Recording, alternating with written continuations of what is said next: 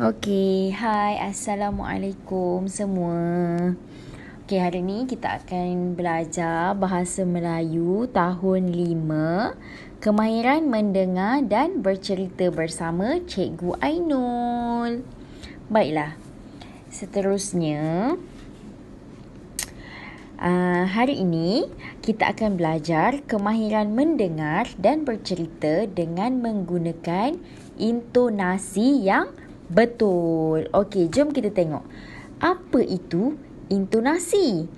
Intonasi ialah turun naik atau tinggi suara semasa bercakap. Pernah tak kita dengar orang bercakap dengan suara yang tinggi ataupun suara yang kuat? Mesti ada kan? Okey, pernah juga kita dengar orang bercakap dengan suara yang rendah je, lemah lembut. Baiklah, intonasi menunjukkan perasaan semasa bercakap ataupun bercerita. Jadi dengan adanya intonasi ni, kita boleh tahu perasaan seseorang itu semasa dia bercakap ataupun bercerita. Jadi, intonasi ni sangatlah penting. Baiklah, yang pertama, intonasi yang macam mana yang kita perlu gunakan untuk menunjukkan yang kita tengah marah ataupun menunjukkan bahawa sesuatu cerita itu adalah dalam keadaan marah. Jom kita dengar. Ibu berasa sangat marah kerana adik telah memecahkan pasu kesayangannya. Ibu berasa sangat marah kerana adik telah memecahkan pasu kesayangannya. Okey, semua dapat dengar tak?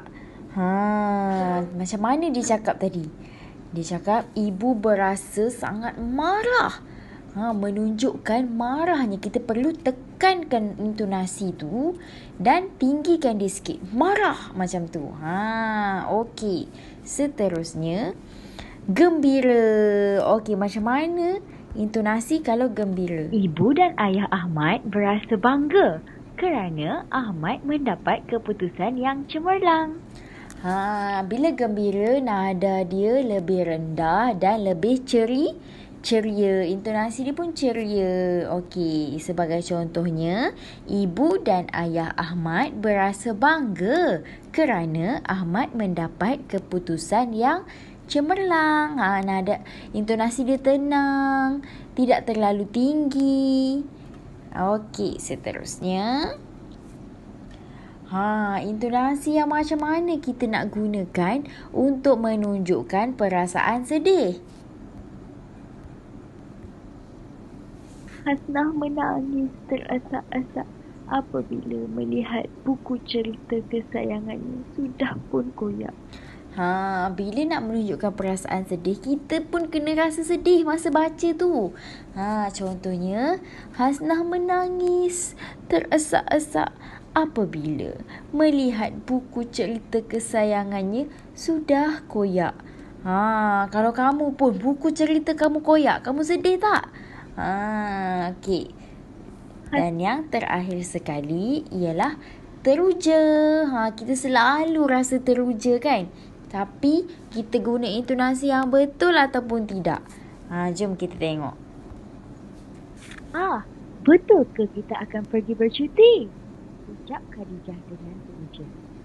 Okey, bila kita dalam perasaan teruja, kita akan cenderung untuk meninggikan intonasi suara. Tetapi tinggi dan ceria. Bukan tinggi dan tekan macam yang marah tadi. Macam, wah, betul ke kita akan pergi bercuti? Ucap Khadijah dengan teruja. Kita semua akan teruja kalau nak pergi bercuti. So, macam mana kamu rasa teruja tu? Kamu ekspreskan ataupun keluarkan melalui apa yang kamu cakap. Okey, sekarang ni cikgu nak kamu semua cuba ikut intonasi yang betul menggunakan ayat-ayat contoh yang cikgu dah bagi tadi. Okey? Kamu boleh